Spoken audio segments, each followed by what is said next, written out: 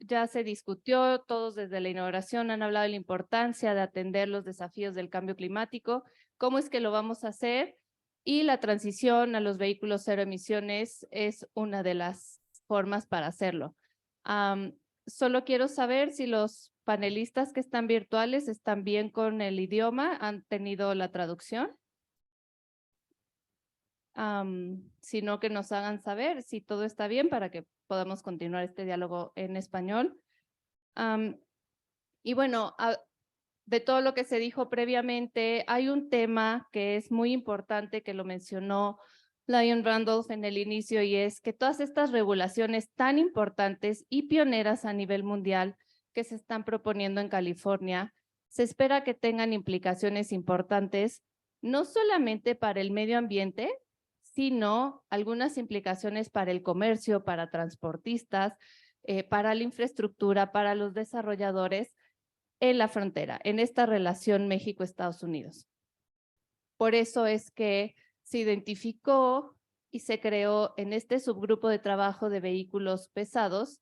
Se hizo en febrero de este año, finales de febrero, inicios de marzo, un taller que fue auspiciado por el Centro de Investigación y Tecnología Ambiental de la Universidad de California en Riverside, el CCERT, de donde nos acompañan nuestros panelistas que van a presentar.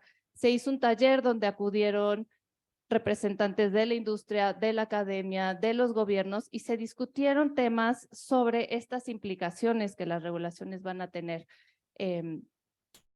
Como decíamos, y no solo México, Estados Unidos, México, California, sino eventualmente en todos los estados donde México y Estados Unidos comparten frontera. California es pionero, pero vamos a tener después las mismas implicaciones en otros estados.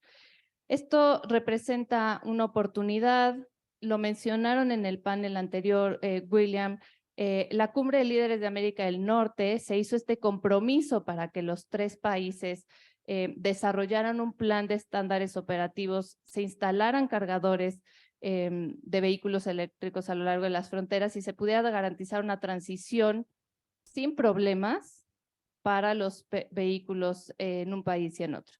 Esto entonces se toma como una oportunidad de investigación y se han identificado temas relevantes para que esta transición sea lo más suave posible, gestionada, y que se asegure la prosperidad y se mantenga la competitividad y el comercio entre ambos países, con la importancia del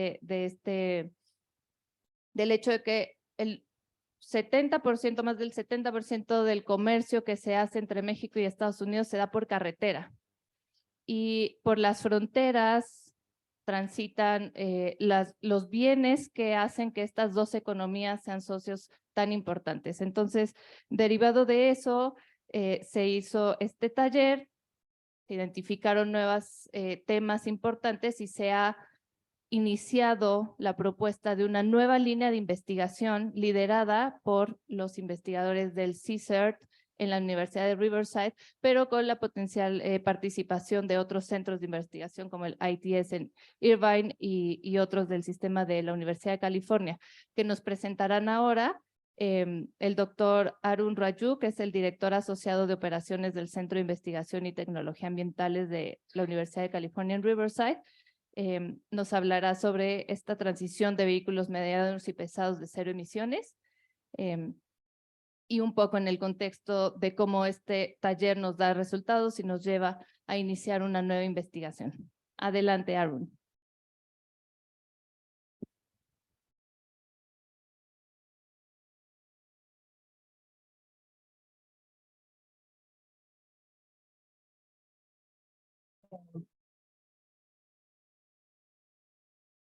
Hi, Jael, can you hear me? Can hear you. Oh.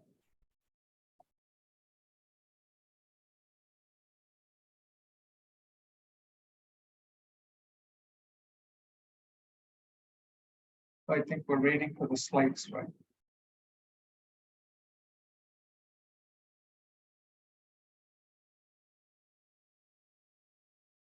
Thank you. Good morning, everyone, or good afternoon, depending on where you are. before I start, I want to thank Alianza and Isabel, Jail, and other staff members for putting this event together. Really impressive roster of stakeholders from both sides of the border. My particular talk is going to be focusing on transitioning the medium and heavy duty vehicles to zero emission vehicles with a specific focus on the vehicles that cross the border, so between California and Mexico.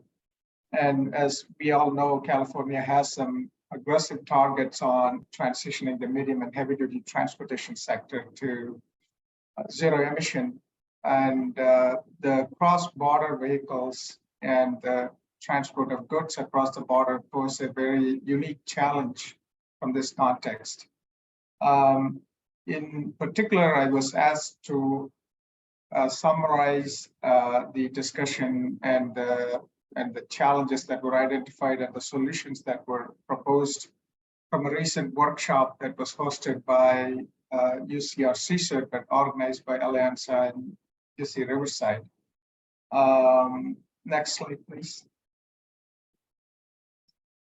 Before I get into the talk, just a brief overview of CSERT. If you're not familiar, it's the Center for Environmental Research and Technology.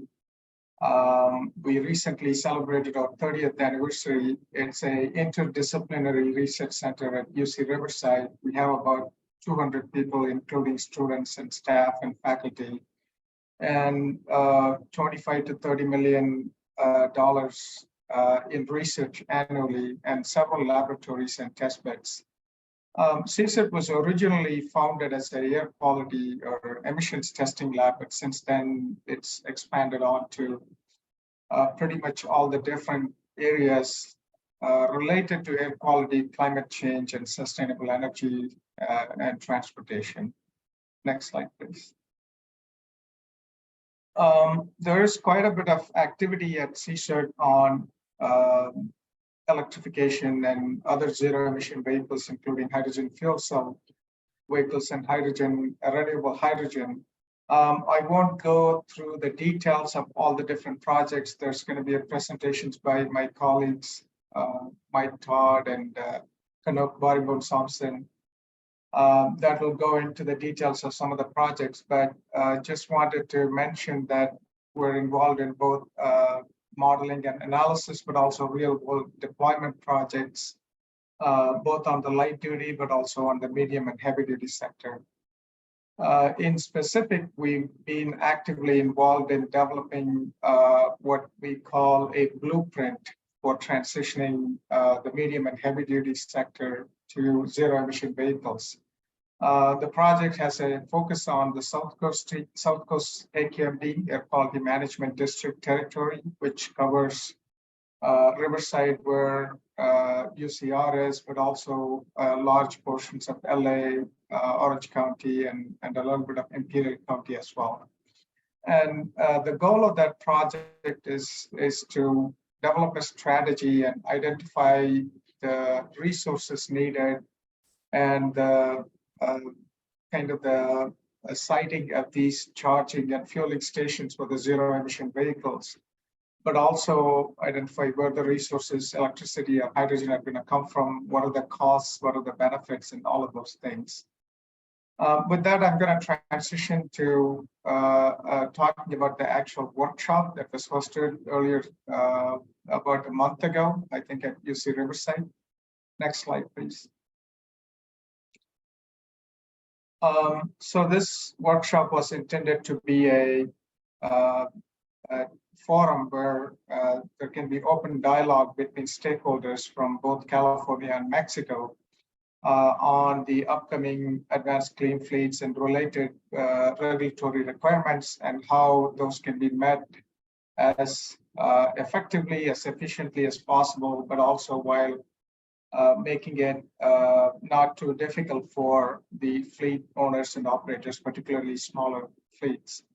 There were a number of participants from both sides. I think we had a good mix of industry, government, utilities, academia, and other stakeholders. And the topics included drayage regulations, medium and heavy duty ZEB regulations, but also the trade and environmental implications. Particularly trade is a big topic of interest for both California and Mexico. And it's important to make sure that that's not affected negatively during this transition. The other major topic of discussion was infrastructure and what are the plans and how best to deploy not just the vehicles, but make sure that the infrastructure for fueling and charging is available. Next slide, please. This slide shows the organizations that participated in the workshop. I think it's a little bit difficult to read, but like I said, we had government representatives, industry, academia, and utilities participating in the workshop. Next slide, please. This slide basically summarizes some of the key topics that were discussed in the workshop. It was a 2-day workshop, 1 day full of discussions, and the second day, a kind of a summary of all the topics that were discussed and additional input followed by tours. California, of course, is the first state to propose these regulations, which will be adopted by a large number of states and hopefully by the federal government also. And these mandates will make a significant contribution towards reducing the greenhouse gas emissions from the transportation sector, but also improving air quality, which is still a major issue where we are in the South Coast region, but also in other parts of the state. But the regulatory requirements will have an impact on, or potentially impact, logistics companies, trade, like I mentioned earlier, border infrastructure, and even vehicle manufacturing as the OEMs transition away from traditional fossil fuel vehicles to electric and hydrogen fuel cell vehicles. And these mandates and strategies that we develop to meet these requirements actually offer an opportunity to develop a blueprint or a roadmap that can be adopted by other states and other regions as eventually those states and jurisdictions move towards these requirements. So one of the major concerns or topics that came up was the fleets in California and Mexico are quite different. This is both from the technological perspective, but also the drive cycles and the loads and all of those. So when we develop, when we are discussing these regulations, it's good to consider these differences and make sure that there are incentives to encourage all of these fleets to transition, not just the ones that may be mandated, but eventually all of these fleets. And of course, the regulatory requirements in Mexico are quite different. So one topic that was of high interest was how to encourage the fleets in Mexico along with the vehicles in California to transition. This is going to be particularly challenging for smaller companies, especially because their operations are much smaller in scale and their resources are also limited.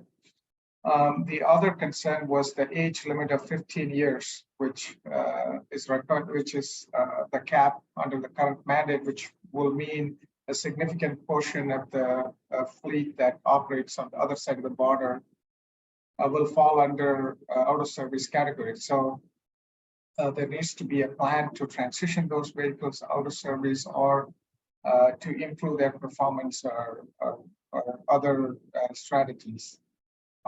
And also there's quite a bit of concern about the supply chain and raw material issues, especially from the OEMs that will be manufacturing these vehicles, and making sure that there is no supply chain issues.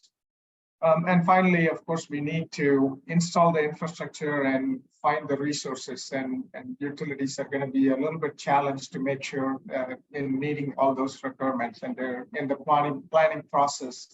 We heard from Riverside Public Utilities and others on those processes. Next slide, please. So a lot of good discussion followed by several strategies. I think one of the key topics of interest was to explore coordinated regulatory approaches.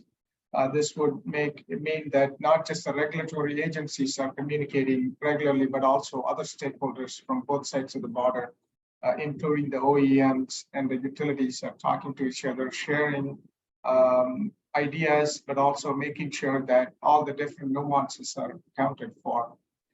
And I mentioned earlier, there's going to be differences in the technological and operational protocols between fleets, and it's important to take that into consideration.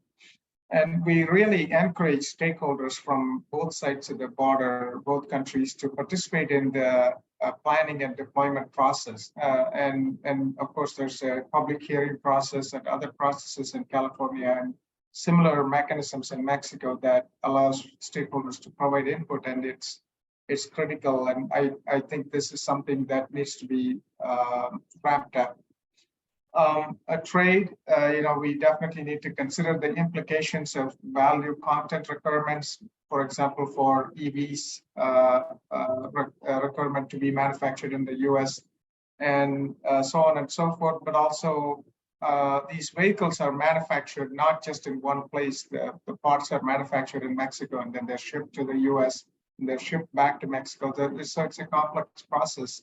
And we need to take all of that into consideration. And of course, there's environmental justice issues. Ultimately, the goal of doing all of this, which all the stakeholder groups are very excited about, is to address air quality issues and reduce greenhouse gas emissions. And something that's not purely technological is workforce development, and also personnel efficiencies at border crossing stations, where the wait times and other procedures may be a hurdle that needs to be overcome for these fleets. Next slide, please. With that in mind, we identified a number of immediate next steps and also longer-term next steps. One of the important suggestions is to create working groups to continue the discussion, but also identify issues and solutions and communicate that to the regulatory agencies, but also to other stakeholder groups. I would like to encourage all of you to participate in these working groups. There will be information shared by Alianza after the conference, where you can sign up for these working groups and sign up to receive information from these groups as we identify issues and create policy proposals and other documents. Like I said, we are encouraging especially industry partners, but also utilities and academia to participate in the planning process. And a major concern brought up during the workshop was how the incentives are going to be structured, and whether all the fleets that are operating between California and Mexico are going to be eligible. And so one of the things that we plan to do or hope to do is to identify incentives and opportunities to collaborate. So it is to be truly a binational effort, and it has to be a binational effort for this to be successful in the longer term. Alianza will also sponsor a research project to develop kind of a roadmap or a blueprint for the medium and heavy duty vehicle transition in the border. And this roadmap is intended to be used by stakeholders to plan for the transition. And this would include an analysis of the current and projected vehicle population mix, what percentage of the vehicles are going to be EVs and hydrogen fuel cell vehicles over the next 30 years or so, and what is the infrastructure requirement? Where should the charging stations be placed? Where should the fueling station should be placed? And also, where are the resources going to be coming from? And California, of course, has an RPS mandate as well. And there's going to have to be novel strategies to meet the resource requirement. And we're looking at microgrids, hydrogen integrated microgrids, and other options. And on top of all of this, I think we'll also do a cost analysis, economic analysis of the cost of transition and how best to optimize this transition process so that it's efficient, but also it considers all the different requirements on both sides of the border, as I mentioned earlier. That's kind of my summary. And I'm happy to answer any questions, but I do encourage all of you to participate in this process as we move forward. We hope to organize more of these discussions, whether in person or remotely, and provide input to all the stakeholders. Thank you.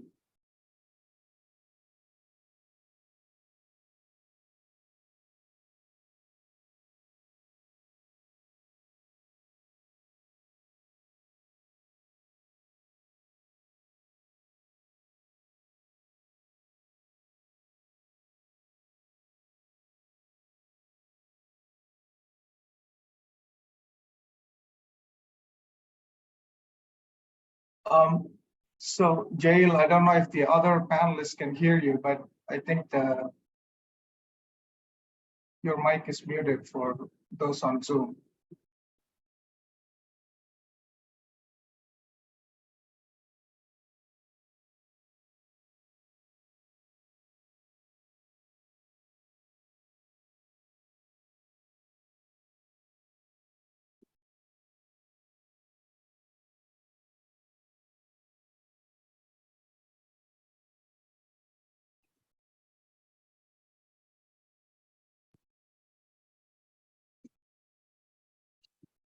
Tener una perspectiva más amplia de todos. Muchas gracias, Aaron.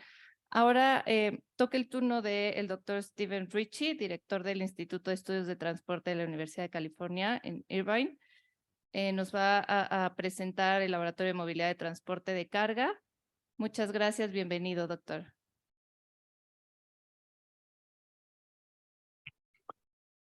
Thank you, Jael. Just wait for the slides to come up.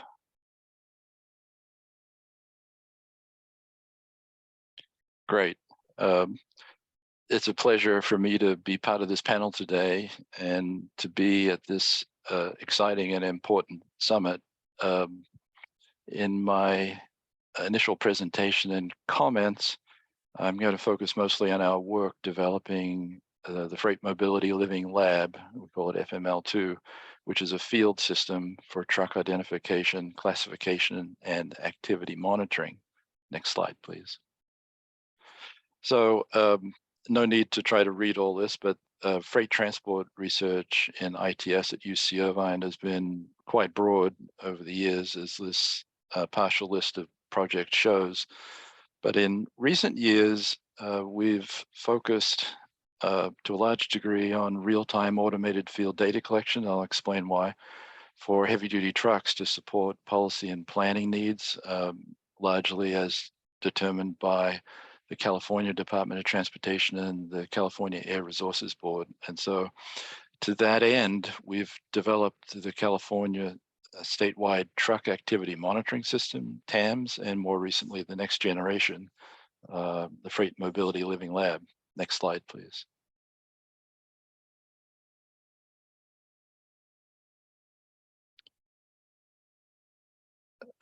Need to go back one, I think.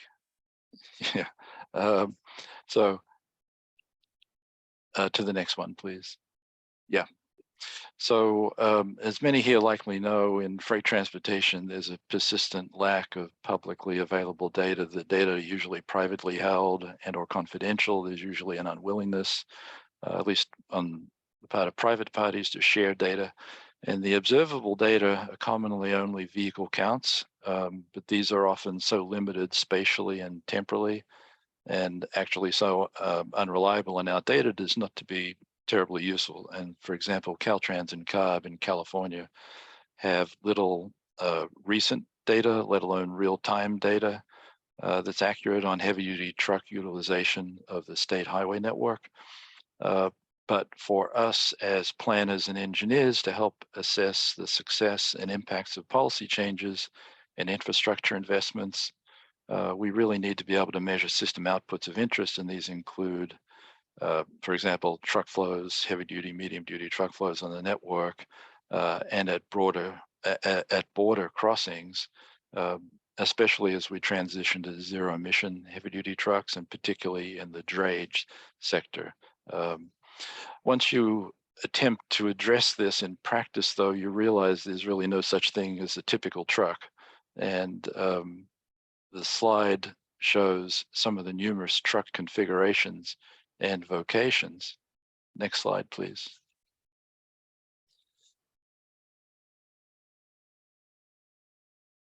Thank you. And the complexity of that is compounded by the multitude of trailer configurations. So the traditional method of classifying trucks is axle counts, and that's simply inadequate given the spectrum of truck types and body types. Next slide, please.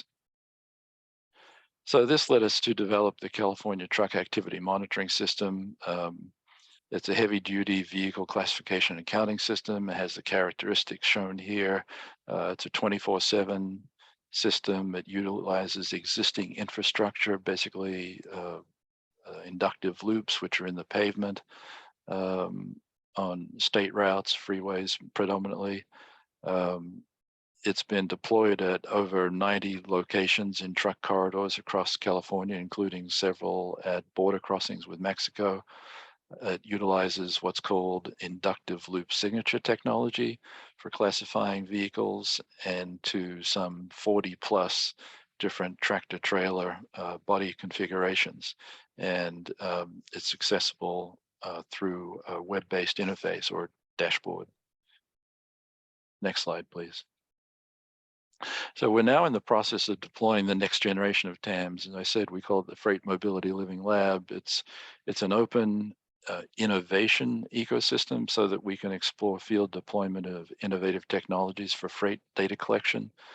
It's a real-time scalable system, and it provides not only the tractor trailer body types, but axle classes, gross vehicle weight rating class, truck count, speeds, weights at weigh and motion stations, but it also includes automated license plate recognition and LiDAR analytics, and these kinds of data needed and sometimes actually required in many applications, especially for air quality, equity, and environmental justice aspects.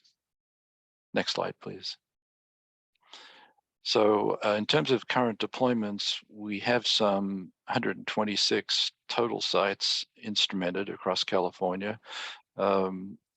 Of the active sites today, because these rotate in and out, we currently have 36 active sites.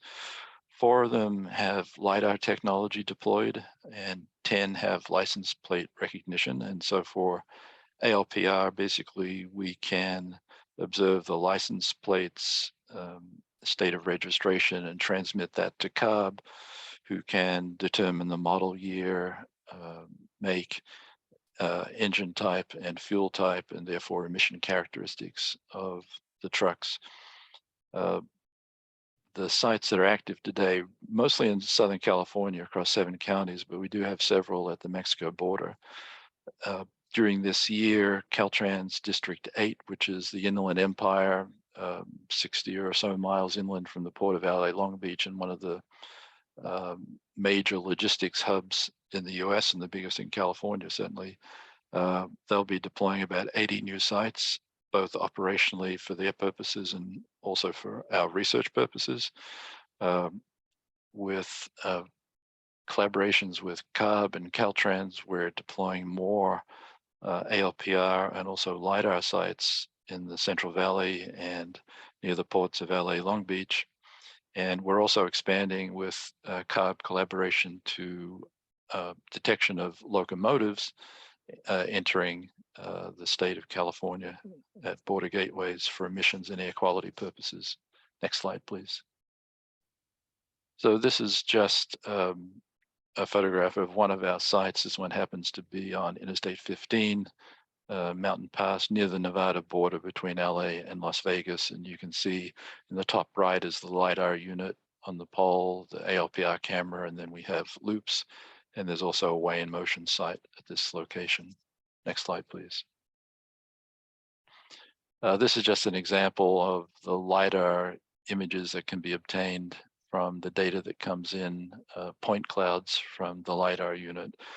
So we do a lot of work to remove the background and then superimpose multiple images, and you can get, even with a side fire location, one unit at the side of the road, you can get 3D imaging of the vehicle. And in this particular case, actually the LiDAR unit is pretty low resolution. There are much higher resolution units available, which we would like to use in the future as costs come down further, and the images would be even more distinct than this one shows. But this is extremely useful for further processing for vehicle classification purposes. Next slide, please. I'm sorry, the numbers here are difficult to see, but it's a download from US DOT and Customs and Border Protection, and it shows annual total truck crossings at the California-Mexico border at the three main crossing points, Calexico, Otay Mesa, and Tecate. If you can see the numbers, you'll be able to tell that since the global financial crisis, that there's been 2/3 increase, 65% overall in crossings. And even the 2022 totals exceed pre-pandemic levels. So there's really substantial growth here in the truck crossings, especially for Calexico and Otay Mesa. And fortunately, we have two sites, one that is active with LiDAR at SR7, which is Calexico, and we also have a site at Otay Mesa, although it doesn't have LiDAR currently. Next slide, please. Here we see monthly truck counts for all of 2022 at Calexico and the approximate percentage of trucks that the FML2 license plate recognition system has detected, which is quite high. The right column shows that we're getting about 65 to 85% of trucks with the license plate technology that's being deployed. And interestingly, the second column from the right shows that there were some 322,000 license plate recognition reads, but they constituted about 80,000 unique trucks. So obviously the specific trucks are crossing the border back and forth a number of times during the year. Next slide, please. Here's the 2022 distribution of the jurisdiction or state of registration of trucks at Calexico.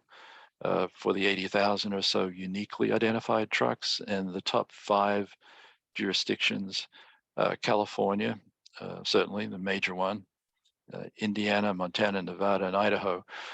The interesting thing is, though, that what we've noticed, and this is anecdotal so far, is that many of the Mexico plated trucks carry dual registration. So they have California and Mexico plates, but the current technology for license plate recognition is picking up the California plate. And so they're getting classified as California trucks. It's actually a good thing in a sense, so far as California goes, because with the California registration, CARB can many times identify the truck model year and motor and fuel type, emission characteristics. And so for the future would also be whether it's a zero emission vehicle, if it is actually a Mexican truck. And so this work is ongoing. Next slide, please. So just a few concluding comments. We've demonstrated that a relatively inexpensive advanced technology system exists as deployed in FML2 to obtain automated real-time detailed heavy-duty truck characteristics, but also activity patterns. With the more locations that are deployed, we believe it could actually be possible to track vehicles anonymously, so far as we're concerned, through the system, which would be helpful for planning and origin destination studies, and that includes zero-emission vehicles as necessary for policy and planning. The FML2 system is being expanded, but really additional installations are needed to more comprehensively monitor the California, Mexico, and even other out-of-state trucks. And I think with respect to the border crossings and activities of the Mexico trucks in particular, a strategic collaboration between researchers in California and Mexico, and for that matter, policy analysts and planners too, would really help identify what the key bilateral challenges are, complementary to what Arun was mentioning earlier. And issues such as data needs, the current data availability, especially on the Mexico side, that I'm not at this stage well aware of, and also the possibilities for data sharing and for identifying the most beneficial future research and development needs that are needed for the benefit of both Mexico and California. So I'll stop there. Thank you very much. Muchas gracias, doctor Stephen Ritchie, por su presentación. Quiero recalcar la importancia, decía en un inicio, ¿no? Que a veces hay falta de datos públicos en California. Yo me pregunto, en México tal vez faltan los datos mismos, ¿no? Entonces, la importancia de esta colaboración, de compartir datos, y por eso en el subgrupo fomentamos el diálogo no solamente con la academia, sino con representantes de gobierno, de la industria privada, de cámaras comerciales, para que esta información fluya en la manera que se pueda integrar a las investigaciones, aprovechar la tecnología que nos mencionaba, que se puede utilizar para transmitir, para generar mayor información y tener una transición a vehículos cero emisiones más eficiente. Doy la palabra ahora a Mike Todd, es ingeniero de desarrollo de la Facultad de Ingeniería Burns de la Universidad de California en Riverside. Él nos presentará la investigación que hacen en CSERT para el despliegue en todo el estado de California de vehículos de cero emisiones, vehículos pesados. Adelante, Mike, gracias. Thank you for the opportunity to share and present. If it's not obvious to the audience, we have numerous transportation centers and institutes throughout the University of California system. And several of these entities are participating with Alianza on trying to address the ZEV issues for medium and heavy duty transportation, goods movement, border crossings. And so we collaborate very closely across the campuses. So we're have coordinated closely with UC Irvine, UC Davis, and CSERT, of course, at UC Riverside. We're all working together on the same goals and trying to help solve these deployment issues as the state and nation and internationally we transition to ZEVs. So let's jump in on the next slide and hear about some of the additional projects that have been ongoing. Key for California is the state government realized that infrastructure for hydrogen refueling and battery electric recharging of your medium and heavy duty trucks is an enormous problem. This is something that isn't solved by following what's been done for light duty vehicles. So we're actively developing a blueprint to help the state, and other entities are also creating blueprints for this effort throughout the state of California. This hopefully will provide some answers going forward of what can be done both at the border and nationally and internationally.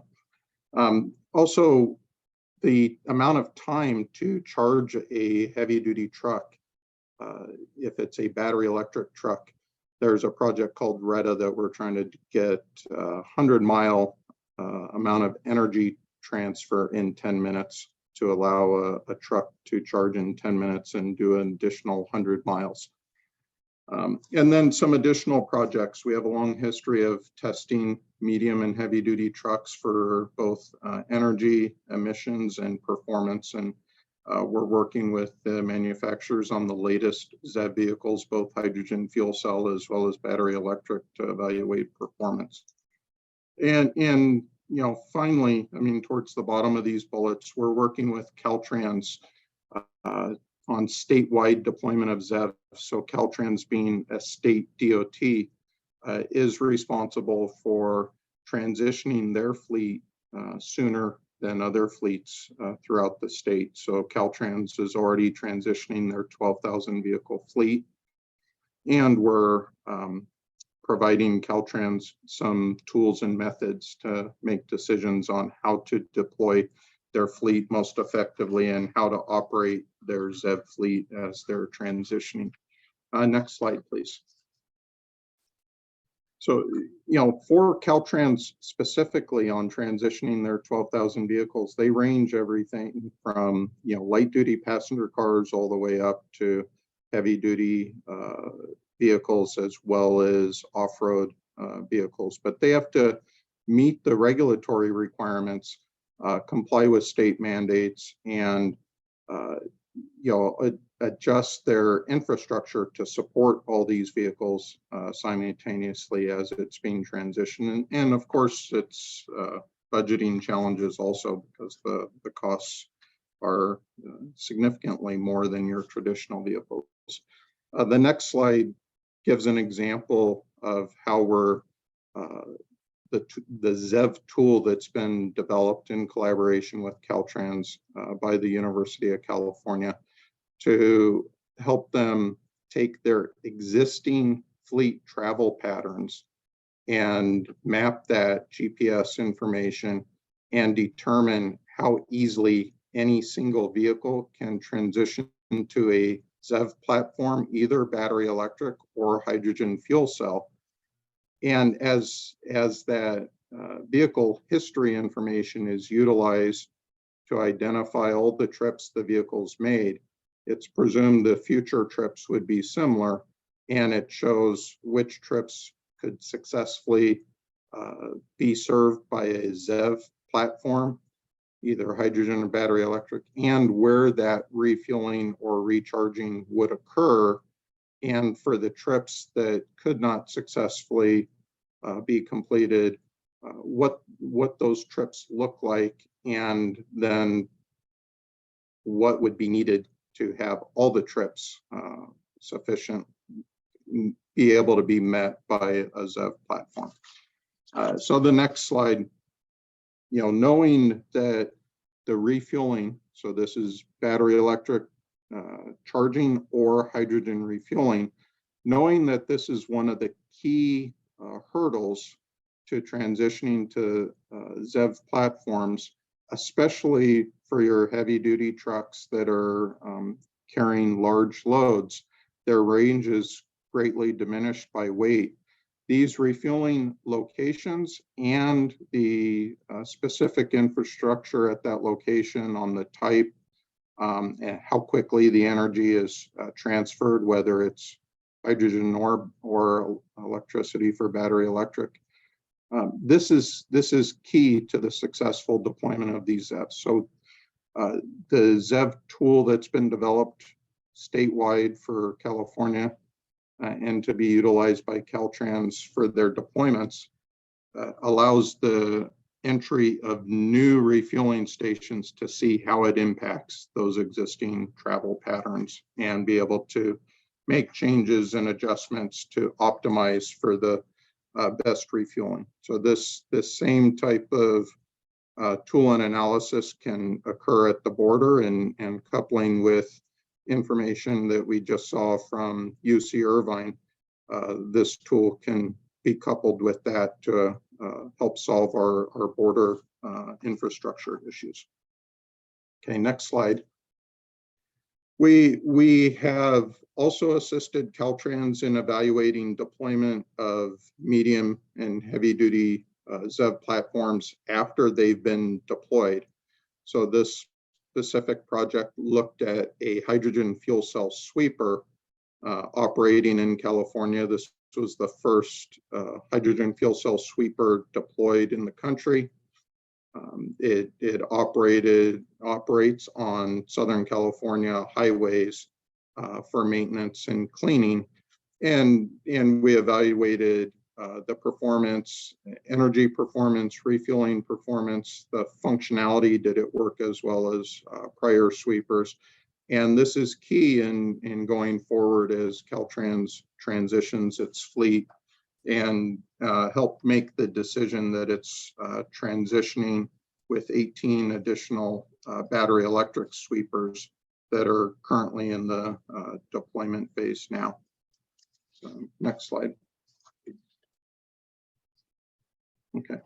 So in addition to evaluating, the Caltrans fleet, we mentioned the blueprint study being funded by the state of California to help identify what a refueling station should look like for medium and heavy duty vehicles. And this is whether hydrogen refueling and battery electric charging should be co-located at the same location. What proportion should be publicly accessible, like standard truck refueling truck stops, or what proportion should be dedicated to facilities, warehouses, transportation center locations. And so to do this, it requires a very thorough geospatial analysis that you're considering both the electric grid on what's available resource-wise and where the truck activity is occurring. And all this data is put into a geospatial analysis. What's key in addition to this that we see on the next slide is that we also consider very carefully all the truck trips that are occurring within a region. So this region, we're focusing on Southern California, and a great portion of those trips, as we saw, across the border. But the goods movement, we have the port activity with drayage trucks that travel short distances. We have trucks that are going across the state and across the border. So we take all of these truck trip information aligned with the prior information of the electric and hydrogen resources to help decide where this infrastructure should be placed, what proportion of it should be for battery electric, what proportion should be for hydrogen fuel cell, and what the facilities themselves need to look like and what specifications they need to have to meet the needs. So then on the next slide, a separate study, when we're talking about deploying all these EV charging locations, it puts a tremendous amount of stress on the electric grid at the same time that California is attempting to transition the energy mix to be more renewable. And this is an especially large challenge because as the vehicles plug in to charge, your peak demand goes up, your daily peak demand increases. And at the same time, we're trying to increase a greater amount of renewables on the grid. So our research has included a significant modeling effort to determine what those future impacts will be. And as we see on this graph, it's a mix right now. This is the grid from 2018 projected out to 2030, and how the energy mix is going to need to change and adapt as more renewables come online. And this is projecting out what is going to be the increased demand from electric vehicles and how that will be met. And on the next slide, we see it broken down more specifically on what amount is going to have to be met by. Disculpen por interrumpir, Mike, una disculpa, solo tenemos el tiempo encima, nos falta el panel y se nos están cruzando incluso con el servicio de comida. Podemos ir cerrando lo más breve posible, un par de minutos. Gracias, Mike. Un minuto Okay, para to poder continue? pasar con Canok.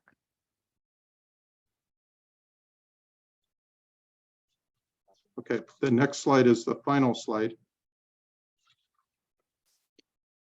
Okay, so our projects have identified a variety of challenges that are key to focus on to have the ZEV transition be successful.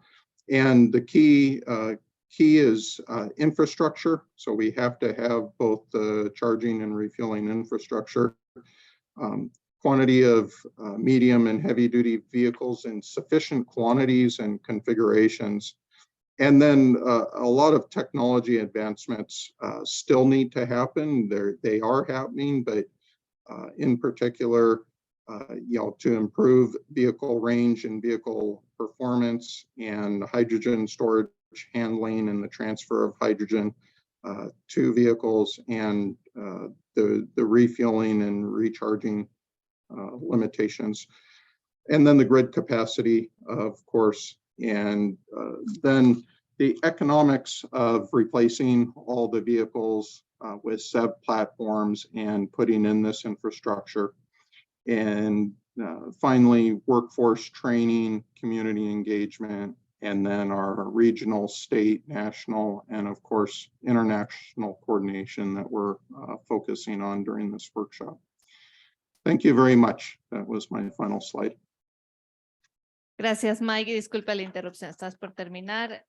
Solo resaltar justamente lo que decía al inicio, que ya existe una amplia colaboración entre campus del sistema de la Universidad de California. Hay mucho trabajo por parte de la universidad en relación con los vehículos pesados cero emisiones y cómo es evidente cómo estas investigaciones ayudan en la transición a cero emisiones en California. La idea es que también puedan contribuir en México. Identificaron las necesidades, ¿no?, de información, compatibilidad, tiempos de carga, tipos de viaje, los requerimientos para la fuerza de trabajo.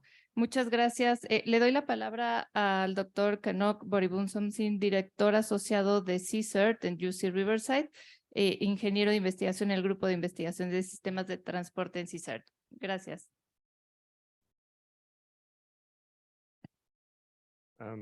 Buenas tardes. Please excuse my accent there. Good afternoon, everyone. It's my pleasure to be with you today. And thank you, Alianza Mexico, for inviting me to be on this panel.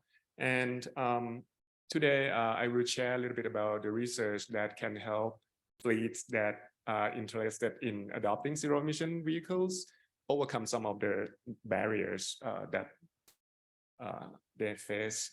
Okay, thank you. First of all, I think we can agree that reducing emissions from truck is critical. And at least in the US, 7.5% of greenhouse gas emissions come from these vehicles. And in California, almost 1/3 of emissions of nitrogen oxides also come from these trucks. And the public health impact from these emissions are felt the most in community near freight facilities. If you look at the pictures, those black circles are warehouses around Los Angeles and the nearby region. And you can see that the areas kind of next to those black circles are in red, which means the level of air quality impact in those communities are higher. The good news is the advanced clean trucks and advanced clean fleet regulations from California Air Resources Board will put several hundred thousands of zero-emission trucks on the road in the next few decades. And based on the state of technologies today, most of the zero-emission trucks in the next few years would most likely be based on battery electric technologies. And the fuel cell technology will follow afterward, of course. Now, with battery electric technologies, one of the main limitations is that they have limited range. And that is why port drayage is an ideal early application for battery electric trucks. And that has been the focus of the efforts to deploy zero-emission trucks in the last few years, at least in California. And the reason because for these applications, these drayage truck, they run limited daily distance and they come back to the home base every night so they can get charged at the home base. And they spend a lot of time creeping or idling at port terminal, waiting to get into the port. And those type of activity doesn't require a lot of energy.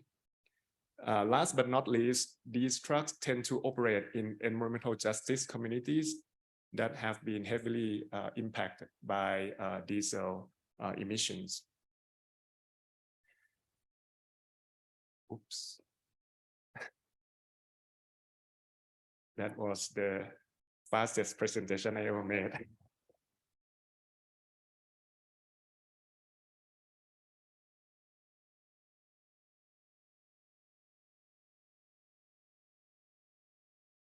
Okay, thank you. Yeah, we are back on track. Okay, there are many operational barriers to the adoption of battery electric trucks. Range is still an issue. A few years ago, the highest range of a commercial model was around 150 miles. Now it's to 50 to 75 miles that are already commercially available, and vehicles with more range will be coming onto the market pretty soon. Another barrier is the charging time in trucking. You cannot just sit there for 90 minutes to get charged, right? Because time is money. So the charging time of an hour or longer is still not practical for many truck fleets. Also, as many panelists have mentioned, charging infrastructure is a critical issue and it's very limited right now. And if we speak of public charging station for trucks, it's almost non-existent at the moment. The good news is that has started to change. There has been more investment in putting in public charging station for heavy-duty zero-emission vehicles. Another good news is many of these challenges can be overcome by several technological solutions. Manufacturers are developing zero-emission trucks with longer range, and then also charging infrastructure or charging infrastructure manufacturers also developing faster chargers. So now there are talks about megawatt chargers, right, which can be available in the near future. There are also charging technologies that are unconventional. I'm speaking of wireless charging, as you see on the right in the photos. So these wireless charging can be embedded under the pavement and charge the vehicle as the vehicle drive over it. And also advanced fleet management tools are being developed in order to help manage fleet of zero emission vehicles that have unique characteristics, as I mentioned about before. As you see, Riverside, we are studying innovative opportunity charging technology. The idea is, can we bring electricity or power to battery electric trucks where and when they normally idle, right? And this could be while waiting at port terminal gates. And in a typical day, for example, at the ports of Los Angeles and Long Beach, trucks may have to wait up to an hour before they can enter the port. That time can be used for charging. Or regional distribution truck that go to warehouses to unload or pick to deliver or pick up cargoes. Sometimes they spend half an hour to do that, and that also an opportunity for them to charge. The promise of this technology is that it cut down the deadhead miles, right? The trucks do not have to make an extra trips to go to the charging station, right? Which is kind of serve no purpose other than just to go and get charged. And that help keep the productivity high in trucking. Again, time is money, and asset utilization. The more you can make the truck keep running, the better. So we are analyzing real-world operation data from drayage trucks that serve the ports of Los Angeles and Long Beach to see how much potential this type of advanced charging technology can help with their operation. And the preliminary results are promising.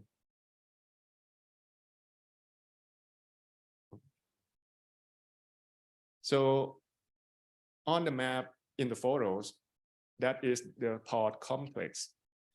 And there are many terminals within this port complex. And the red boxes that you see scattered around the complex, those are the area where trucks enter the port. Those are the terminal gates where the trucks may have to wait up to an hour. So we use GPS data from trucks and analyzed the amount of time that trucks spend in those red boxes for a period of 1 week. And we found that about almost 15% of the time of their total operating time were spent in those red boxes. And those are the amount of time that they could have used to charge themselves if they are electric truck equipped with wireless charging technology. And based on our analysis, we found that without wireless charging technology, if this truck transition to electric trucks, they can only do 80% of their jobs. But with wireless charging technology, that number improved to almost 85%. Now, aside from charging, once fleet transition to 100% electric fleet, and I'm talking about heavy duty fleet, so there has to be a lot of changes for them because fleet management gonna look entirely different, starting with dispatching.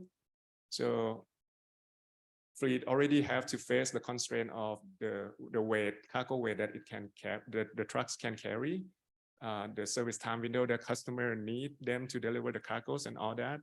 But with electric truck, fleet will also have to consider the driving range of the truck. They cannot schedule trucks to go on a long route that will exceed the driving range. They may have to build in a charging stop in the middle of the day so that the truck can come back to the home base. Now, aside from dispatching,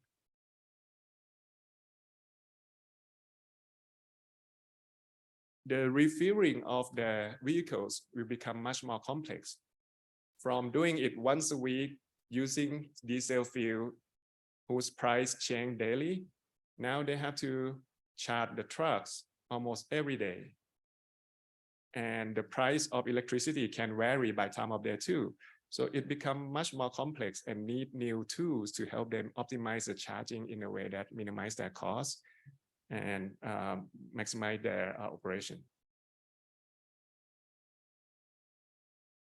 And also knowing driving range can become very important for the drivers so that they can be assured that they will not run out of battery before they can get back to the home base. And with that, some technologies such as eco-routing, where for the truck to go from one stop to the next stop, there are several ways to go from A to B, but if we know that one route going to take less fuel or energy, that could be a very attractive proposition for the fleet. And based on our research, this technology can help save fuel for the truck fleet by up to 50%. So if this 15% is translated to electric truck, it means 50% extended range for the trucks. Okay. And my last slide is similar to our previous panelists.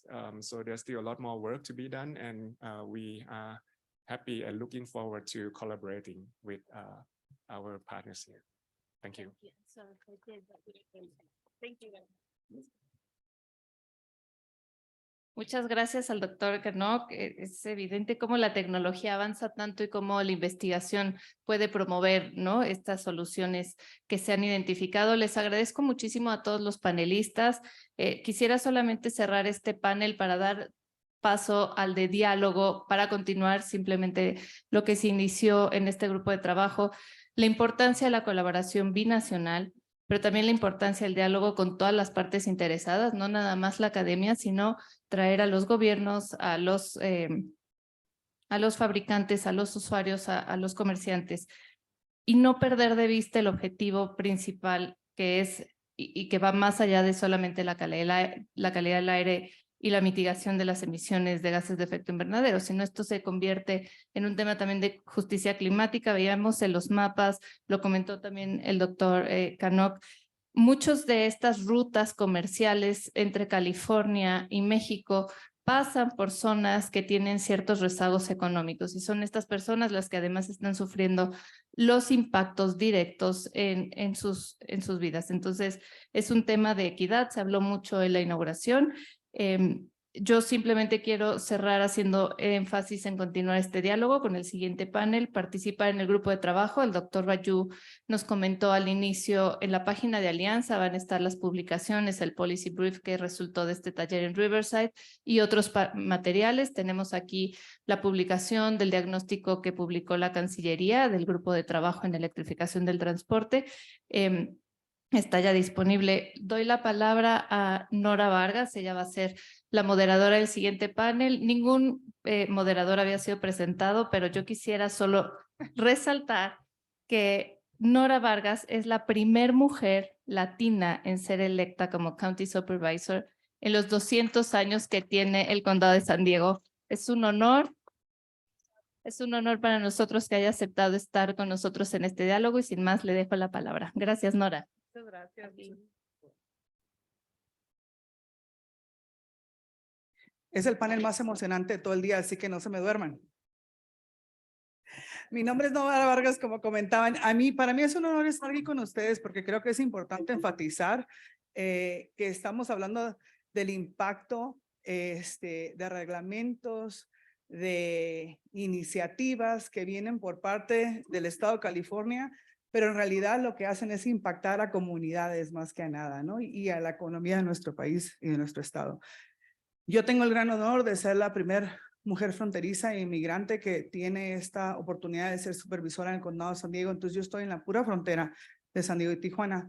El grupo de panelistas que tenemos ahora es un grupo que son expertos, de practicantes, de personas que saben exactamente las barreras, las metas y las oportunidades que existen en este momento. Así que para mí me da mucho gusto estar con ustedes. Thrilled to be here with all of you in Mexico City and to be able to have a conversation about our border region, particularly as I mentioned, as a fronteriza, it is critical for me that we're having this conversation. I think that historically, many of our border communities have been greatly impacted by the thousands of idling vehicles at the border every day and the tremendous freight and goods in movement from industry and commerce. In the case of the San Diego border, families and children are affected, and in some cases, asthma rates are double what the county averages are. We are on a mission in California to identify partnerships to ensure we have a clean air while at the same time working to promote economic prosperity and green jobs. For me, this is critical that the transition takes into consideration the needs of our Baja California partners, and it has been a huge priority for me.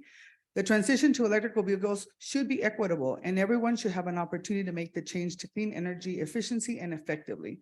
To level set the stage, specifically about the San Diego, Tijuana, Cali, Baja region, particularly in Tijuana, we have about $230 billion of an economic engine in that region. Over 5 million residents that go back and forth, and 2 million employees, just to set the stage. And I have to say that under the leadership of Chair Randolph at Cal, at the work that we're doing at CARB, we really have been thinking about how do we ensure that our Baja California community is also part of the decision-making process. We have about 120 passenger vehicles, 63,000 pedestrians, and 6,000 truck crossings every day in our border region. And so with that, I'm going to turn it over to Leanne Randolph, who's one of my colleagues and the chair of the California Air Resource Board, to give us a perspective of some of the work that we're doing in a brief snapshot of the Clean Fleet Rule, and maybe also how to touch on the USMCA might come into play. Okay. Thank you. It's good to be here to talk about this topic. It's so important for communities, and it's also important for economic development in the border region. So I'm going to spend a minute or two just level setting a little bit on our truck rules and how they work. There are some that are already in existence, and then we're also working on the new Advanced Clean Fleets Rule. So under the past rules, truck and bus rule, we transitioned diesel engines to cleaner diesel engines over time. In 2020, the board adopted Advanced Clean Trucks, and that is a manufacturer's requirement that requires manufacturers to move towards producing more zero emission vehicles and making them available on the market. And we also have a requirement that drayage trucks in our drayage registry, trucks that go to the ports, there are approximately 9,000 trucks in the drayage registries in the ports in California.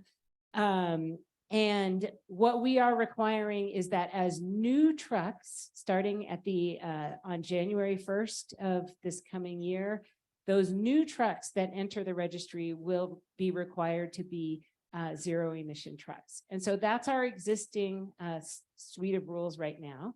We are also considering final adoption of the Advanced Clean Fleets Rule. The Advanced Clean Fleets Rule will have a purchase requirement that will require fleets of 50 or more vehicles or a $50 million annual revenue to begin to transition their fleets to zero emission. And we do it by groups. We do it by different types of fleets, public fleets, private fleets. There's different requirements that apply to the different types of vehicles. I loved the slide with the different tractors and the different engines, because people forget that the medium and heavy duty sector, which Advanced Clean Fleets would apply to, ranges all the way from big pickup trucks to delivery vans to street sweepers to big old Class 8 trucks. And we have timelines that reflect that diversity. We have timelines that reflect that there are specialty trucks that don't really have zero emission options right now, but we know we want to encourage the market to develop those solutions going forward. So it's an incredibly complex regulation. And one of the things we are committed to at CARB is to work with fleets, because every fleet is different. Every fleet has different types of the types of vehicles they have, and they have different needs as they're trying to make this transition. So we are really committed to working through those timelines. And so we're talking about timelines in the 2020s for some of the simpler types of vehicles, like those delivery trucks I talked about, all the way to well into the 2030s for more complex vehicles. So I always encourage people to don't listen to what your friend told you the rule will do. You need to understand and dig into the rule yourself to understand how it affects your fleet. And so that's the importance of the convenings that Supervisor Vargas has done and that UC Riverside has done to really delve into the details and try to understand how this affects fleets as they are moving towards zero emission. And the last thing I'll note is that the board had an opportunity to have a public discussion about the rule at its first hearing, and we got a lot of feedback about vehicle availability. We got a lot of feedback about infrastructure availability. So what we did is we went back to the drawing board and built in some new flexibilities around what happens if you can't get the vehicle that you want. It's on the market, but the order timeline is 3 years. What happens then? What happens if you've asked your utility to install that 1 megawatt charger you need and they tell you it's going to take 5 years? What happens then? So we have built those flexibilities into the rule to recognize that there will be delays, there will be bumps in the road, no pun intended. And so we want to work with fleets to address those challenges. Thank you, Chair. And I think I want to emphasize the importance of the implementation component of the regulation and how, as an agency, and I think all of us know, right, one of the biggest challenges with government is that it doesn't move fast enough and or is not nimble enough when we're trying to put things into effect. And so I'm going to ask Israel Delgado Vallejo, who's the Vice President of Northwest Region for the Mexican Freight Transportation Chamber, as well as Saúl de los Santos, Undersecretary for Economic Planning with the state of Baja California, to give us a little bit of a perspective from their role about what we can do to improve the overall efficiency of freight transportation and goods movement across the border. I will say that what the conversations that we have had is that for the first time, Mexico is really being included in the discussion. And I think that in order for us to be a true binational region, it has to be a priority. So I'll turn it over. Muchísimas gracias. Primero, quiero agradecer a Alianza MX por incluirnos. Creo que nuestra Cámara está totalmente comprometida con la utilización de las tecnologías que están disponibles. De hecho, nuestro presidente nacional en este momento está en Alemania precisamente impulsando el cómo podemos aprovechar estas tecnologías, y quisiera partir mi comentario en dos partes. La parte que tiene que ver con el desarrollo en México y la parte que tiene que ver con la parte fronteriza. Sé que ya el tiempo nos presiona, pero voy a ser muy breve. En la parte nacional, nuestro presidente ha marcado 3 ejes principales, que es precisamente el primero de ellos, el cómo renovar la flota. Hoy en México, la flota tiene un poco más de 19 años de antigüedad, y el ingeniero Miguel Ángel Martínez está buscando la manera de cómo podemos hacer sinergia con el gobierno para que podamos encontrar programas que permitan esta transición. Cuando ponemos en la ecuación el cambio hacia la electromovilidad, bueno, eso nos va a traer un nuevo tema que tendremos que buscar alternativas financieras que le permita a más del 85% del pequeño y mediano transportista transicionar en este proceso. De la misma manera hablábamos de infraestructura. Más que nada el país requiere de una infraestructura adecuada a lo largo de los 3,000 kilómetros de carreteras que necesitamos tener en los paraderos seguros, y que hoy en día tendremos que incluir cargadores para estos vehículos. Me muevo un poquito en la frontera y voy a ser muy específico en la frontera de Baja California con California, puesto que tengo la fortuna de vivir en esa frontera y conozco de primera mano lo que ahí sucede, las oportunidades que tenemos, pero también no quiero decir la palabra obstáculos, yo más bien diría las oportunidades de poder buscar nuevas alternativas. Mencionaba la supervisora Vargas sobre una aduana que mueve la segunda aduana más importante de México, con un promedio de 8,000 operaciones únicamente en la aduana de Tijuana entre importación y exportación por día, y una aduana de Caléxico con Mexicali que más o menos es alrededor de 5,000 operaciones combinadas, y Tecate. Esto nos pone en una situación donde la gran cantidad de alrededor de 18,000 transportistas o camiones que transportan entre un estado y otro tendrán que buscar la manera de cumplir en este calendario. Si bien sabemos que es algo a lo que tenemos que ir, que la electromovilidad es el futuro inmediato y que los programas que hoy California implementa tienen el objetivo de cooperar en la salud de las personas y de poder encontrar alternativas de aire limpio, creemos que todavía encontramos algunos retos y oportunidades. Por ejemplo, ¿como cuál? Los operadores de carga que cruzan la frontera se enfrentan a tiempos y demoras en los cruces fronterizos. Creo que ahí tenemos una gran oportunidad, porque si reducimos los tiempos, podremos cooperar a que el operador cumpla con las horas de manejo que hoy en día en California por el Departamento de Transporte es de manera electrónica y está limitado a poder seguir operando más de las horas legales que esto marca.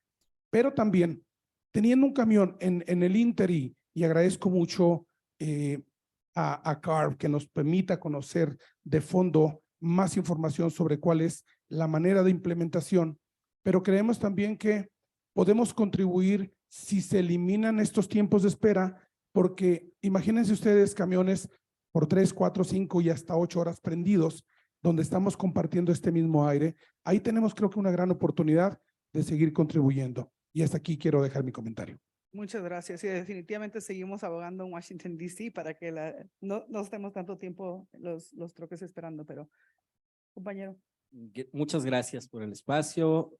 Chairwoman Nora Vargas ha sido un gran aliado para el gobierno de Baja California en que esto pueda pues llegar a hacerse el conocimiento, y creo que este foro es muy apropiado. No hace cosa de más de un mes estuvimos en Riverside y me da mucho gusto que algunas de las consideraciones que planteamos ya puedan haber sido tomadas en cuenta. En sí, yo diría que para Baja California como estado es el principal estado, lo que hace esto, una iniciativa que a nivel de región, California, Baja California, sea el gran laboratorio.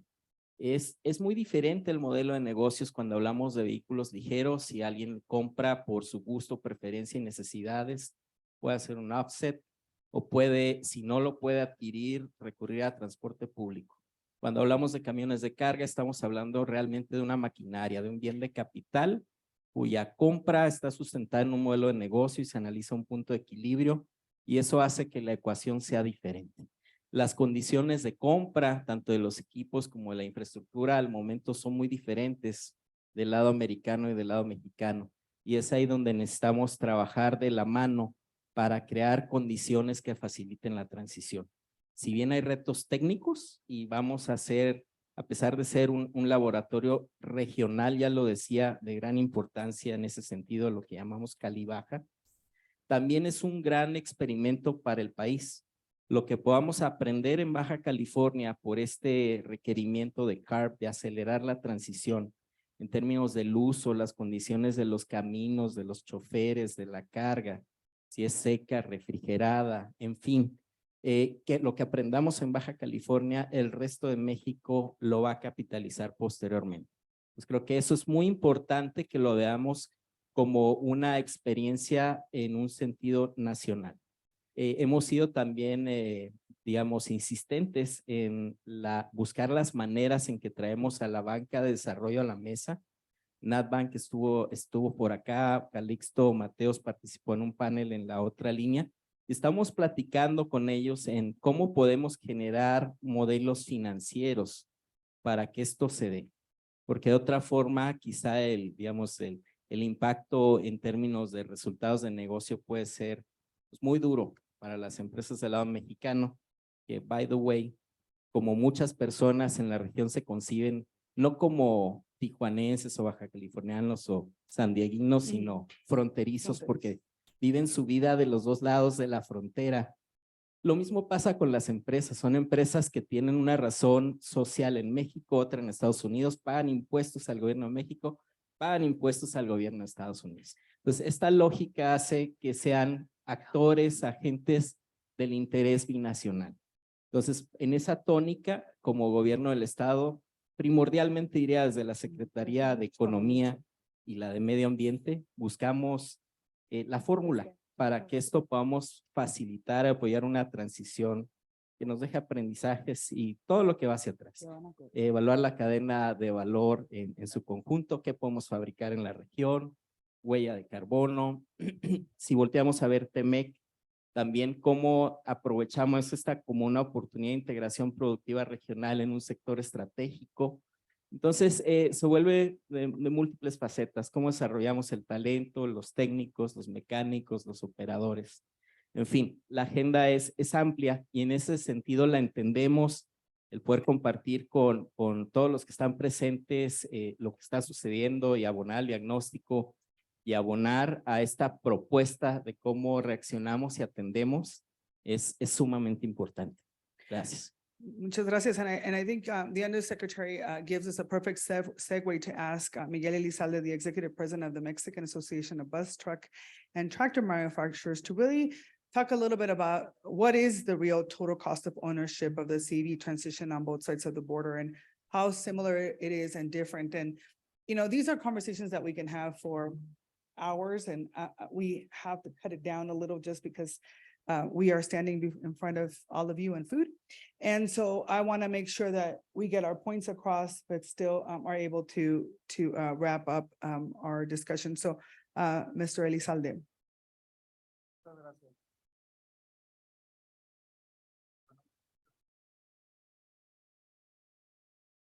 Bueno, ahí está. Bueno, muchas gracias. Primero un poco, ¿qué es AMPAC? Nosotros representamos a los fabricantes de autobuses, camiones y tractocamiones en México. Somos el primer exportador de tractocamiones en el mundo, cuarto exportador de vehículos de carga y pasaje a nivel mundial, quinto productor de vehículos de carga. Estados Unidos sigue siendo el cuarto productor y octavo productor de autobuses. Y sobre el costo total de propiedad, en este caso sería de los vehículos, es diferente. Partimos de realidades muy diferentes en lo que se tiene en Estados Unidos y lo que se tiene en México. Y voy a mencionar algunas de las cifras que tenemos. Por ejemplo, en los cruces fronterizos, que la verdad muy buena información de Stephen Ritchie, de los 7.2 millones de cruces fronterizos, en Baja California se realizan el 22% de estos cruces.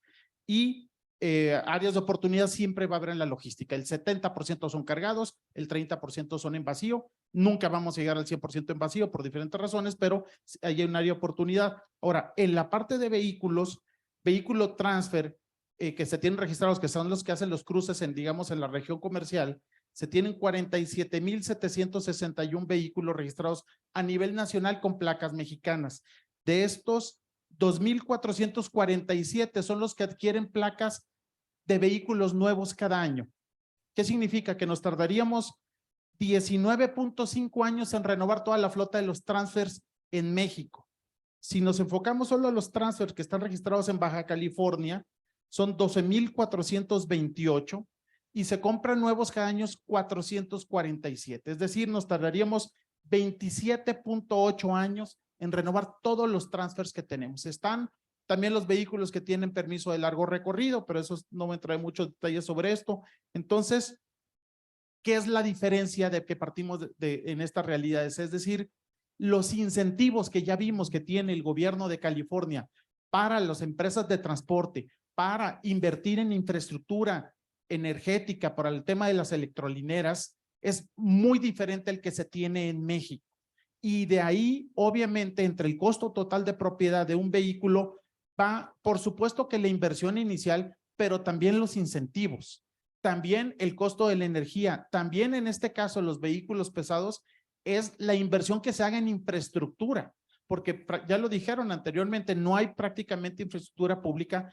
En Baja California hay un solo punto donde pueden cargar vehículos pesados y está en un hotel en Ensenada, son 6 estaciones de carga. Quiere decir que son estaciones de carga para vehículos ligeros, para de carga rápida, no tanto para vehículos pesados. Entonces, partiendo de estas diferencias entre lo que se tiene en incentivos en la parte de Estados Unidos, a diferencia de lo que tiene de incentivos en la parte mexicana, es la velocidad de que se van a poder implementar las tecnologías de cero emisiones.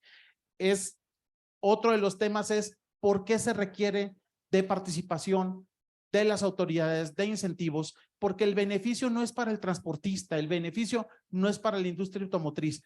Ya lo dijeron, el beneficio es en reducción de emisiones para toda la sociedad. Por eso debe de invertirse o incentivarse en infraestructura y todo esto. Y ahora nosotros, como fabricantes de vehículos pesados, tenemos otro reto también, el tener que avanzar hacia un valor de contenido regional cada vez mayor en el contenido de los vehículos que producimos y que exportamos. Vamos a avanzar del 60 al 64% en el 2024 y el 70% en el 2027. Es decir, cada vez vamos a necesitar más componentes de la región. Y lo comentaba la subsecretaria Marta Delgado. Trataron de traerse una inversión muy importante a una empresa de baterías y no se pudo por el tema de los incentivos. Entonces, muy importante replicar lo más que se pueda lo que está haciendo el gobierno de California en incentivos en México y específicamente en Baja California. Y lo que vayamos a ver y que sucede en Baja California se va a replicar luego gradualmente en el resto de la frontera con todos los estados que tenemos de frontera con la Unión Americana. Muchas gracias. Thank you. And I think that's a really important point to make, right? I mean, California is a welcoming state. California is a state that really believes and supports the partnership with Baja California and with Mexico. It's unfortunate to say that not all border regions are the same and not all states are the same. And so as we're looking at national initiatives on both sides, it's critical to ensure that we institutionalize these priorities so that we are able to move this forward. And so I'm really excited to hear from Paloma Sanchez, who's the Energy Program Assistant for the U.S. Embassy in Mexico City, to share with us as to what is the U.S. Department of Energy looking at or thinking of as we're trying to ease transition to electric vehicles that might potentially impact Mexico and the United States, knowing the complexity of our border region. Muchas gracias y bueno, trataré de ser muy concisa porque es un tema muy amplio y coincido con muchos de los colegas de este panel que en el tema de electrificación vehicular es hacia donde va el futuro del transporte. Es una de las prioridades de la Secretaría de Energía, Jennifer Granholm, quien se ha comprometido a lograr que se alcance esta transición de la manera más rápida y que América del Norte sea una de las regiones que impulse este cambio, esta transición. Y bueno, para ser muy breve, voy a hablar nada más de manera general como parte de lo que mencionó mi colega William Ayala de la embajada. Hay una serie de instrumentos a nivel federal de la administración Biden, que es como el Inflation Reduction Act y la ley de infraestructura bipartidista que han tenido estas oportunidades de financiamiento para la transición y la electrificación de transporte. En el caso del Departamento de Energía de Estados Unidos, se recibieron $7.4 millones para desarrollar 7 planes para investigar y desarrollar estaciones de carga a lo largo de Estados Unidos y también para planear corredores de hidrógeno en donde los vehículos puedan cargar. En este caso, también es importante destacar que como parte de los anuncios de la Casa Blanca, se creó una oficina conjunta de energía y transporte que va a buscar la coordinación del Departamento de Transporte de los Estados Unidos y el Departamento de Energía para desarrollar estándares y para ampliar la red de infraestructura nacional en los Estados Unidos. Ahora bien, para la pregunta muy específica, y creo que se ha hablado mucho de ello en los paneles que hemos tenido, es la importancia de la coordinación entre universidades, academia, el sector privado. El Departamento de Energía, a través de la red de laboratorios nacionales que tiene, está desarrollando este tipo de investigaciones por medio de asociaciones, ¿no? Consideramos que la asociación entre sector privado, academia, es fundamental para conocer qué necesita y sobre todo involucrar a las comunidades, que también es un tema que se ha manejado mucho, ¿no? ¿Qué beneficios va a tener la comunidad? ¿Qué tipo de trabajos se van a crear como parte de estos cambios? Brevemente mencionaré, el Departamento de Energía como tal tiene una oficina que se llama Vehicle Technology Office, que se ha dedicado por años a realizar estudios, investigaciones sobre las necesidades, sobre baterías, sobre estándares que se requieren, y esta oficina se ha involucrado mucho, organiza, por ejemplo, competencias universitarias en los Estados Unidos para desarrollar cambios en vehículos convencionales y convertirlos en vehículos eléctricos, ¿no? Y creo que es un intercambio que entre México y Estados Unidos puede aportar mucho a través de iniciativas y lo que hace la Universidad de California. Y ahora bien, solo para retomar lo que un colega dijo, creemos también del Departamento de Energía que California y Baja California ofrecen un ejemplo muy importante de lo que se puede lograr. Hay muchísimos retos por el tema de regulación, por el tema de desarrollo tecnológico como tal, pero finalmente creemos que es un punto de partida muy importante, y de parte del DOE aquí en México estamos buscando contrapartes con universidades y también, por ejemplo, en este caso con la Comisión Federal de Electricidad, porque ellos tienen muy claro que la frontera es un lugar en donde podemos empezar estas investigaciones por las cargas, por las transacciones comerciales, y si hay un lugar donde podemos empezar, si bien desde una política federal, pero aterrizarlas a nivel estatal, sería en la frontera. Pues hasta aquí. Muchísimas gracias y gracias por su brevedad. In short, there's a lot of questions that we have, and I know we have a lot of experts, particularly our researchers that are here today. So I'm going to ask each one of the panelists that have participated on this particular panel to just give me 30 seconds, something that we need to be looking at that we haven't been looking at. And so I'll start with you. Go this way. Ahí está.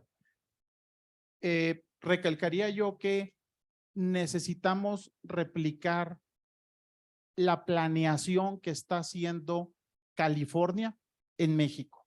En California hay metas intermedias, hay metas específicas, hay recursos del presupuesto que respaldan estas metas. Entonces, para poder estar en las mismas circunstancias de tener un transporte transfronterizo, cero emisiones, necesita el gobierno de México, la academia y la iniciativa privada, impulsar, replicar un plan específico con metas, objetivos y recursos para estar en igualdad de circunstancias y que no impacte a los transportistas de frontera, porque si no, todos los movimientos de la carga transfronteriza van a ser hechos por empresas de transporte de Estados Unidos, y eso obviamente pues nos va a impactar aquí en México muy fuerte. Paloma. Gracias. Creo que lo más importante es fomentar estos lazos de cooperación para la investigación entre academia. Creo que se ha resaltado mucho aquí la importancia de incluir que la investigación que hacen las universidades no quede fuera de lo que requiere el sector privado, de lo que requiere la política pública en México y en Estados Unidos. Y también un tema importante a destacar, también para Estados Unidos, el tema de transporte de carga pesada continúa siendo un reto. Se requieren muchas investigaciones justo para poder bajar costos y poder asegurarse que los tiempos de carga no sean tan altos. Entonces creo que es un reto que ambos países compartimos y en el que se puede continuar investigando y cooperando para encontrar soluciones. Gracias. Israel. Sí, resaltaría la importancia de ayudar al transporte del lado mexicano, dado que el volumen de operaciones es bastante grande y al día de hoy con el programa de Truck and Bus Regulation que se implementó hace algunos años, no se pudo cumplir con la meta del calendario y frente a un calendario de implementación del 2025 donde empiezan ya los deadlines, vemos que sería muy difícil poderlo cumplir. Y por otro lado también, bajo este esquema de no tener el apoyo en cuanto al financiamiento, pondría en peligro la competitividad del Estado, que es algo que nos traería una inflación mayor en cuanto a los costos de transporte en la frontera de Baja California. Gracias, Saúl. Creo que insistiría en el tema de la colaboración y quizá nuestro análisis de la problemática diferenciar entre las cuestiones coyunturales. Hay cuestiones que tenemos que resolver muy rápido, pero la electromovilidad y la energía limpia son una tendencia de cambio profundo de largo plazo. Entonces, entender qué es de largo plazo y qué tenemos que atender de inmediato para focalizar esfuerzos. Muchas gracias, Chair. I think I have a really operational point, which is that we need to know from fleets as much information as possible about what they need, where they're going, and how they need to modify their operations to meet these goals. And then that way we can problem solve. I'll give you one small example. I was speaking with someone from one of our sister agencies who's working on electrical grid planning. And he said, do we know how many trucks are going to be hydrogen and how many trucks are going to be electric? You know, and it's so those are the conversations we have to have with fleets to understand what they want to do in their future and how they think about their short, medium, and long-term planning. And so I want to keep those lines of communication open as we make this transition together.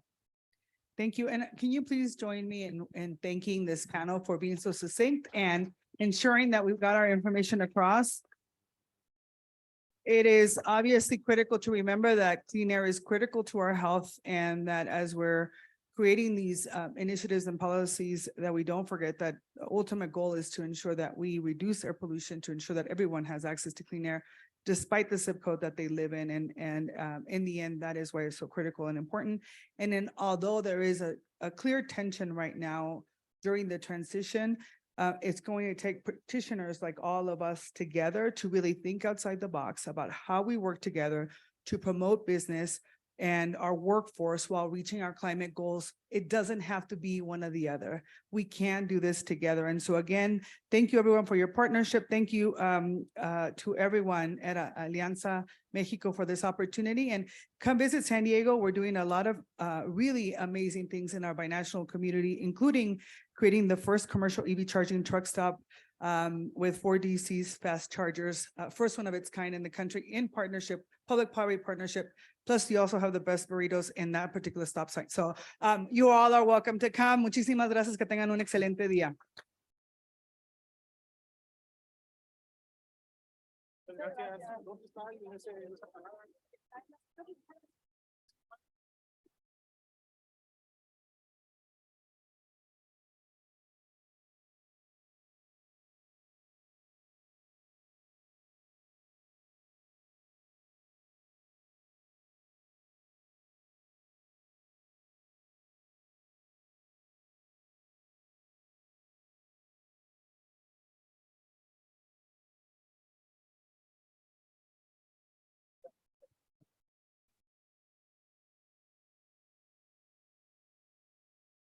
Hola, hola a todos.